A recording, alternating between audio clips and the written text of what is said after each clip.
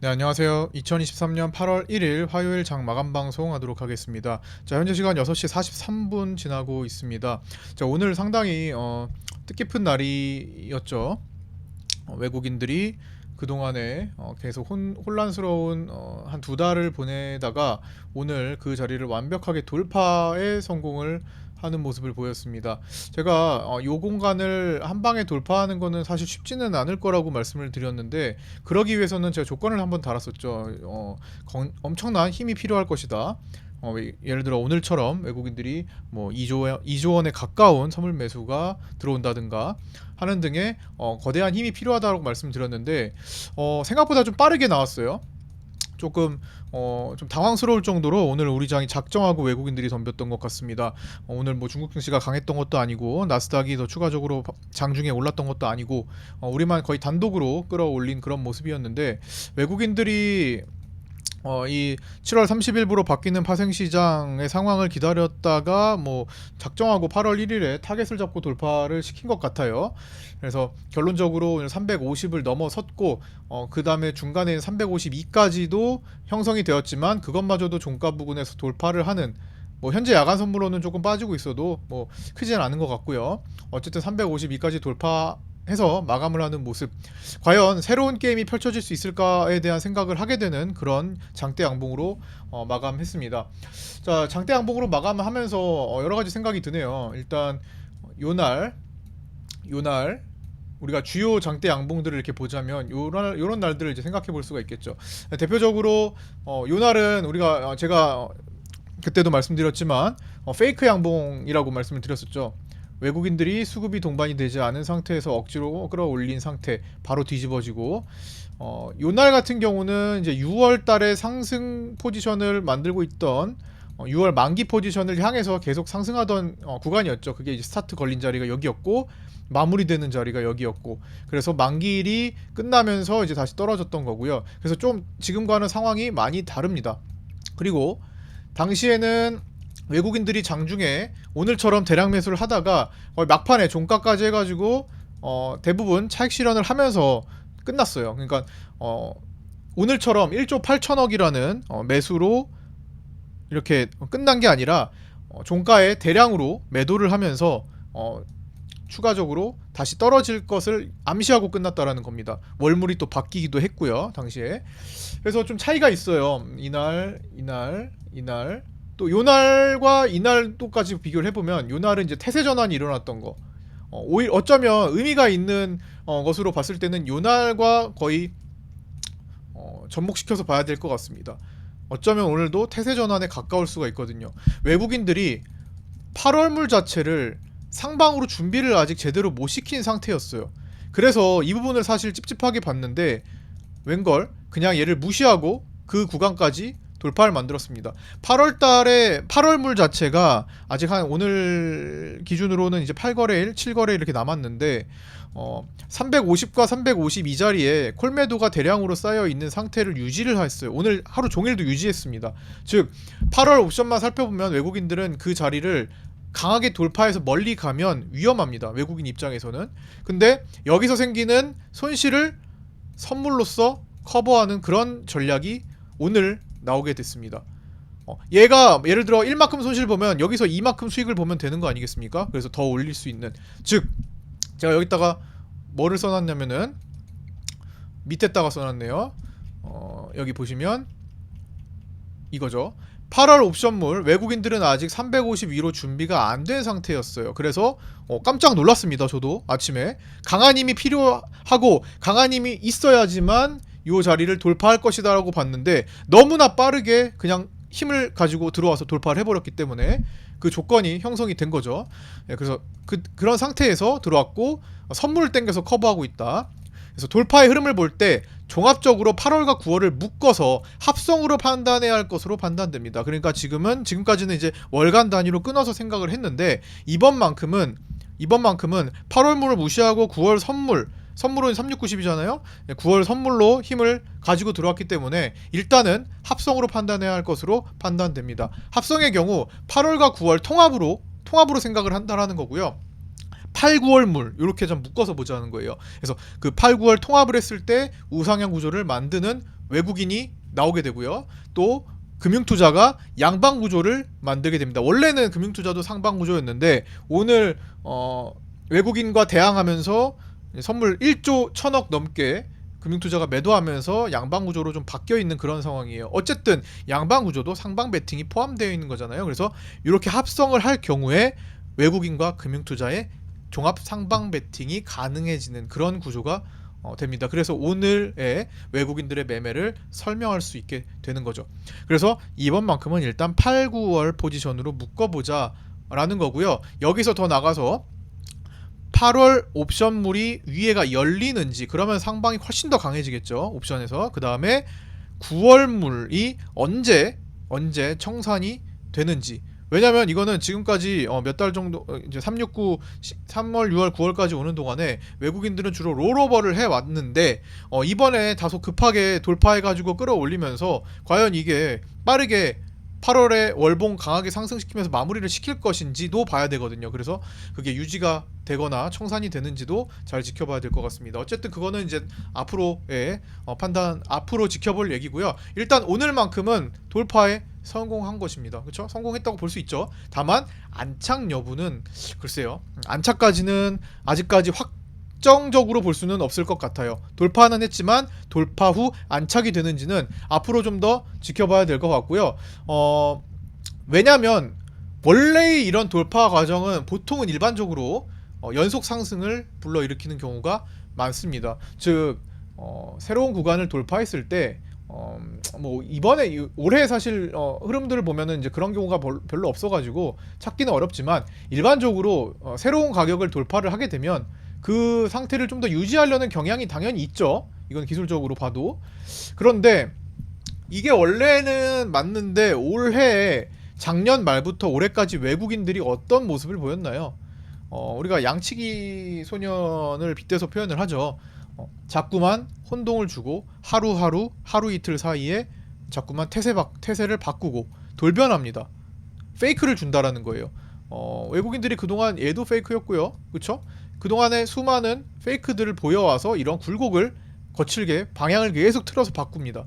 그래서 이번에도 뭐 무조건적으로 돌파했으니까 이제 간다라고 보기에는 최근에 외국인들이 너무나 많이 태세 변환을 일으켰다. 그러니까 이번에 안착이 되는지 태세 변환이 되는지 그것까지도 함께 체크를 해봐야겠다라는 겁니다. 만약에 외국인들이 올해의 그런 모습을 보이지 않았다면 저는 이거는 강한 상승, 연속 상승의 신호라고 볼 수 있을 것 같아요. 그도 그럴 것이 왜? 어떤 게 뒷받침되고 있죠? 가장 중요한 예탁금입니다. 즉 유동성이 뒷받침되기 시작했다라는 겁니다. 원래 이게 2020년에 제가 그 코로나 때 급락하고 제가 1년간의 상승을 계속 강조해 드렸었잖아요. 당시에 원리를 말씀드리려고 하는 거예요. 2020년도에 코로나 장세를 한번 기억을 다시 한번 떠올려 보세요. 제가 요거 20년 3월 19일까지 떨어진 다음에 남들이 뭐라고 하든 우리는 우리 갈 길 가자 1년 정도 상승을 바라보면서 제가 최대 코스피가 2000이 넘기도 전에 3000포인트를 이야기한 적이 있었죠. 뭐 L자니 뭐 더블 디비니 이런 거 무시하시고 곧버스에 가는 것도 무시하시고 그냥 우리는 우리 갈 길 계속 가면 된다. 떨어질 때도 속임수다. 계속 올라간다. 1년은 올라간다라고 강조를 드렸던 거는 일단 기본적으로 외국인들의 상승 베팅 포지션이 강했지만 유동성이 기반이 됐던 게 가장 중요했습니다. 돈을 풀었잖아요. 유동성이 시장에 공급이 많이 됐기 때문에. 자, 그동안에 유동성이 계속 빠져 있었죠. 22년도에 이제 금리가 인상되기 시작한 시점부터 해가지고 빠르게 유동성이 바깥으로 빠져나갔었습니다. 그래서 예탁금이 반토막, 반의 반토막 막 크게 줄어들었었죠. 그런 상황에서 계속 예탁금이 유지되는 상황이 있었어요. 상반기까지. 근데 7월이 돼서 어제도 설명드렸고 장중에도 설명드렸지만 에코프로와 포스코 그룹의 어떤 포모 현상을 기점으로 해가지고 갑자기 유동성이 공급이 됩니다. 예탁금이 들어와요. 외부에 있던 외부 자금들이 발빠르게 주식시장에 유입이 됩니다. 그런데 일단 지금까지는 주식시장에 유입된 돈이 포스코와 에코프로를 사는데 집중을 초반에 했지만 어쨌든 계좌에 들어온 돈이에요. 그러니까 뭐를 사든 사실 그들의 자유죠. 이게 개인의 돈도 있고 외국인의 돈도 있고 기관의 돈도 있는 겁니다. 결국에는 증시에 투입된 돈이 뭘 사는지는 사실 무궁무진하고 알 수 없죠. 그래서 그들이 무슨 돈을 그 돈을 가지고 무슨 종목들을 사는지가 중요해졌습니다. 오늘 보니까요. 아직도 에코프로와 포스코홀딩스 등 포스코그룹이나 에코프로 그룹 쪽에 거래대금이 많이 쏠리기는 합니다만 분명히 줄어들고 있어요. 그리고 그 돈은 신규 유동성을 기반으로 같이 합쳐져서 다른 것들을 사는데 힘을 서서히 쓰고 있다는 거죠. 최근에 네이버, 카카오, SK하이닉스 등등, 오늘은 삼성바이오로직스 이런 것들, 삼성물산 이런 것들이 들어온다는 거예요. 그동안 바닥을 기고 있던, 바닥을 골을 팠던 종목들이 저평가 인식이 되면서 누군가는 싸게 사들이고 있다는 거죠.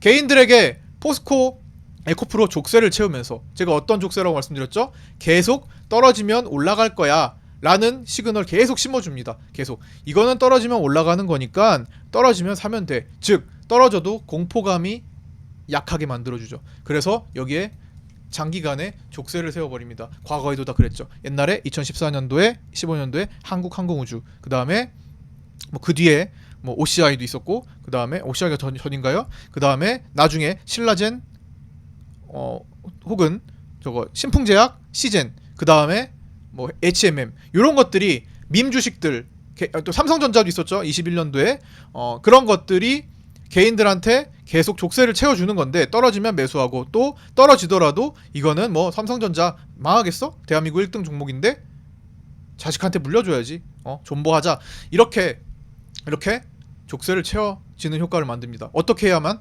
살려주는 모습을 계속 보여서. 그리고 그 다음부터는 천천히 가랑비에 옷 젖듯이 떨어뜨리는 그런 과정. 결국에는 공매도가 승리하는 과정으로 귀결이 될 텐데, 개인들은, 여기에 붙은 개인들은 결국엔 먹었던 것마저도 대다수가 뱉어내는 그런 현상이 항상 시장은 그렇게 반복되어 역사를 만들어 왔습니다.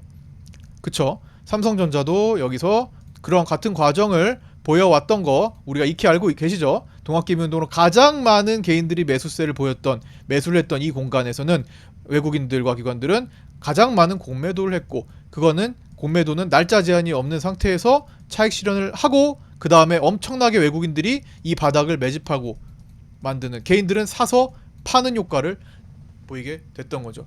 결국엔 그 시간 동안에 한 2년에서 3년이 흘렀습니다. 다른 것도 마찬가지가 될 가능성이 높다라는 겁니다. HMM도 마찬가지죠. 최근에 가장 핫했던 종목, 몇 년 전에 HMM도 지금도 현재 진행형으로 강한 상승에 계속 내렸다가 살려주는 효과로 족쇄를 채운 뒤에 천천히 우하향을 시켜서 장기 우하향의 패턴을 만들어 버립니다. 아직도 머물러 있게 만든다라는 거예요. 못 떠나게. 그리고 유유히 신규 유입된 자금은 새롭게 바닥을 사는 과정에서 이들을 따돌리고 준비합니다. 저점을 매수해서 상승 준비를 하게 되는 거죠. 이런 메커니즘들이 또 진행이 되고, 이번에는 또 좀 가장 큰 거, 그렇죠? 자금 사이즈가 가장 크잖아요. 합산 자금 사이즈가. 그래서 완전히 따돌리는 과정 주목을 같이 해봐야 될 것 같고요. 그 과정에서는 계속 유혹을 하고 또 올려주고 하기도 하겠죠. 예, 중간중간. 그래서 그런 상태다. 그래서 이 유동성이 존재하는, 물론 유동성이 그때만큼 크지는 않아요. 다만 멈춰있던, 정체돼 있던 예탁금들이 7월 들어서 상승을 했다라는 게 포인트인 겁니다. 물론 이게 매일마다 계속 상승하지는 않습니다. 또 조정도 있고 예탁금이 들어왔다 나갔다 하는 거니까. 근데 어쨌든 전체적인 추이를 보면, 월간 평균 예탁금 추이를 보면 어쨌든 1월부터 6월까지 묶여있던 그 변화가 풀렸다라는 거, 돌파를 했다라는 거예요. 횡보하다가 돌파했다라는 거, 그게 의미가 있는 겁니다. 그래서 그 유동성의 행방을 계속 추적을 해야 될 것 같습니다. 그래서 과거에 최근에 보였던 장대 양봉과는 사뭇 다른 모습이 될 겁니다. 그리고 오늘 조금 실패는 했지만 외국인들이 1조 8천억 원 매수로 끝났습니다. 선물에서. 좀 아쉽네요. 역사적으로 2015년 8월 24일에 가장 많은 외국인들이 단일 하루 안에 선물 순매수량을 기록했던 요 2015년 8월 24일, 요게 2조 원 정도 처음 넘어갔었습니다. 오늘 이걸 깨나 싶었는데 아쉽지만 거기에는 도달하지 못했습니다. 그런데 그날과는 좀 다른 점은 2015년 8월 24일은 이런 날이었어요. 자, 연결로 볼게요. 2015년 8월 24일은 요런 날이었습니다. 그쵸? 요 날이에요. 요 날이었습니다. 급락을 했던 밑에서 선물이 216 아마 이게 코스피 1800이었나요? 그럴 건데 아니다 1600? 1600이었나? 제가 잠시 헷갈리는데 1600인가 1800인가 1600일 거다. 네, 잠깐 1600 2015년 8월 24일 코스피 1800이네. 자, 1800을 찍던 그날 외국인들이 밑에서 대거 개인들의 매도 물량을 받아줬었습니다. 2조 원 이상 처음 있는 일이었어요. 선물 하루 매수치로는 2조 원 딱 한 번 넘었는데 오늘 아쉽죠. 오늘 가나 했더니 그죠? 역사를 한번 갈아엎나 했더니 2천억 정도 못 미쳤습니다. 마지막에 좀 외국인들이 판 것도 있고요. 조금 아쉽죠. 2조 원 가까이 가나 했는데. 그래서 어쨌든 근데 좀 다른 것은 그때는 바닥을 샀던 거고요. 오늘은 돌파봉에서 만들어진 겁니다. 사실 의미를 부여하자면 둘 다 똑같아요. 사실은 밑에서 외국인들이 받아가지고 끌어올리나 돌파 해가지고 더 보내나 싸게 가장 싸게 사서 비싸게 팔려고 산 거. 그 다음에 얘는 다소 더 비싸게 사더라도 더 비싸게 팔고 싶어서 돌파한 거. 어쩌면 더 좋을 수도 있어요. 그렇죠? 돌파봉에서 강력한 수급이 들어왔다는 것은 다만 외국인들이 만드는 어떤 태세 전환도 고려를 해서 앞으로 천천히 살펴봐야 될 거고요. 그런 것이 나오지 않는다면 일단 돌파했으니까 돌파의 의미를 갖고 거기에 흐름을 맞춰가고 외국인들의 순방향을 우리가 추종해서 맞춰가는 것에 초점을 맞춰야 될 것 같고요. 반대로 개인들은 오늘 열심히 풋옵션, 위클리 풋옵션을 샀는데 거의 휴지가 됐습니다. 오늘 뭐 340 위클리 풋이나 342.5 위클리 풋은 거의 다 휴지가 됐어요. 하루에 90% 이상 떨어졌습니다. 그거를 계속 열심히 하루 종일 샀는데 목요일이면 내일 모레예요. 그죠? 내일 모레까지도 개인들이 또 그런 방향으로 물타기를 계속 진행할 수도 있는 거거든요. 그래서 이제 그렇게 되면은 연속 양봉이 되겠죠. 그래서 외국인들의 순방향 그리고 개인들의 역방향에 대해서 우리가 추종을 할 필요가 지속적으로 있겠다 정도 생각을 하시면 될 것 같습니다. 뭐 오늘 외국인들 당일 선물 거래를 한번 디테일하게 살펴보면요, 약 30억 정도 수익 실현을 한 것으로 드러나네요. 근데 수익 실현에 대해서는 이제 두 가지 관점이 있잖아요. 우리가 오늘 외국인들이 매수를 했기 때문에 매수를 하려면은 매도했던 것을 매수하면서 수익 실현을 하거나 매수하는 것을 마지막에 차익 실현해서 수익 실현을 하거나 뭐 다양한 방법이 있겠지만 대표적으로 이런 것들을 생각할 수 있겠죠. 근데 오늘 가장 적합한 것은 이제 위엔 라인이 없으니까 아래에서 매수한 것을 막판에 2천억 매도하면서 뭐 수익 실현한 거 막판에 2천억 분명히 매도를 했으니까요. 뭐 요런 쪽에 일단 유력하게 좀 살피고 있는데 다 섞여 있을 겁니다. 예, 뭐 이런 것들은 뭐 미결제 약정 추이를 보면서도 추정할 수 있는데 어쨌든 중요한 것은 30억을 수익 실현 단타를 했지만 결국에는 대다수가 현재 외국인들이 매수 포지션을 유지하고 마감을 했다라는 거. 그래서 그게 어디로 가는지 내일 당장 1조 8천억 매도하고 나오면 진짜 황당한 거예요. 근데 그게 요즘 외국인들이 간혹가다 계속 보여줬고 올해 특히나 많이 보여줬다라는 거. 그래서 일단 외국인들이 그런 식으로 돌변하지 않는지 살펴봐야겠죠. 무조건적으로 공격을 하다가는 외국인들이 갑자기 갑자기 다른 얼굴을 하고 나오면 얼마나 당황스럽겠습니까? 그래서 확인 한번 접근하고 확인을 하고 접근을 하더라도 새로운 영역이기 때문에 멀리 갈 수 있어요. 이게 뭐 얼마나 올라갔습니까? 사실 뭐 갈 자리가 무궁무진하죠. 이제 여기 박스 뚫었는데요. 이제 여기 가장 중요한 가장 저항 때 강했던 요거 이제 뚫어냈는데 이제 시작이죠. 사실은 시작인데 시작 출발선상에서 페이크를 한번 줄 수도 있으니까. 그리고 변동성 지수 또한 급등 가능성을 가지고 있는 채 저항을 받고 있어요. 그렇죠? 어제 그거는 마감 방송에서 어제 확인을 시켜 드렸는데 오늘 변동성 지수가 윗방향으로 상승 방향으로 작용을 하는데 얘는 오르지 못했습니다. 예, 여기서 지금 일단은 저항을 딱 두고 막히고 있는 건데 언제든지 튕겨져 올라갈 수 있어요. 그렇기 때문에 이 변동성 지수가 올라가려면 가다가 갑자기 급락하는 경우에 얘가 급등할 수 있습니다. 예, 가능성이 없지는 않아요. 편안하지는 않다라는 거예요. 하지만 이제 본격적으로 이런 공포지수들이 차분히 내려오기 시작하면 여기 올라탈 수 있는 충분한 환경, 그렇게 되면 멀리 올라갈 수 있는 어쩌면 370, 380으로 향하는 월봉의 확대. 지금 선물 지수가 월봉으로 보시면 7월까지 어떻게 됐습니까? 상당히 진폭이 좁았죠. 자, 여기서 한번 크게 변화를 주고 진폭이 좁은 편으로 따다다다닥 올라오고 있었어요. 자, 이제는 강해질 때가 사실은 되어가고 있는 것 같긴 합니다. 보시면 그쵸? 연결선물 다시 길게 보시면 여기처럼 짧게 가다가 급등, 그쵸? 여기도 짧게 움직이다가 급등 이렇게 가고, 지금도 여기서 솎아내고 짧게 움직이다 월봉 한번 급등해 줄 수 있는 그런 가능성이 열렸기 때문에, 이렇게 된다면 사실 이번 뭐 8, 9월 아까 묶어서 380 불가능한 영역은 또 아니죠. 그리고 내년도 400 불가능한 영역은 당연히 아니게 됩니다.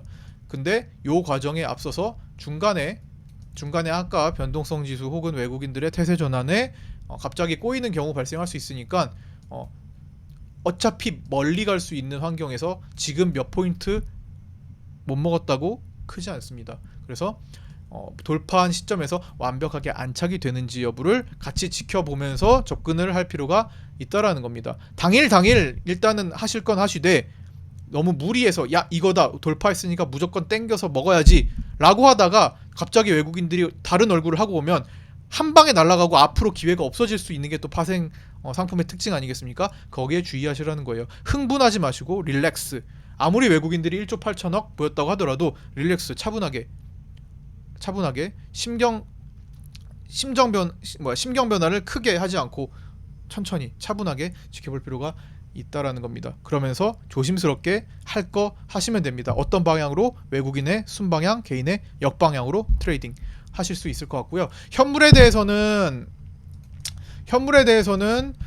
보시면 아직 포스코와 에코프로 그룹의 상황 종료가 되지 않은 상태에서 최근 유입된 자금을 중심으로 저평가 우량주 중심의 매수세가 유입되고 있습니다. 그쵸?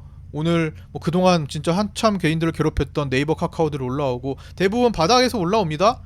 새로 신규 자금들이 올라옵니다. 그리고 중소형주들은 잠잠해요. 웬만하면 아직은 대형주 중심의 흐름, 지수를 유지시키는데 힘을 쓰고 있습니다. 포스코 에코프로에서 빠질 때 분명히 시총이 빠져요. 오늘도 그들이 흔들렸을 때 코스닥이 중간에 하락으로 급락했죠.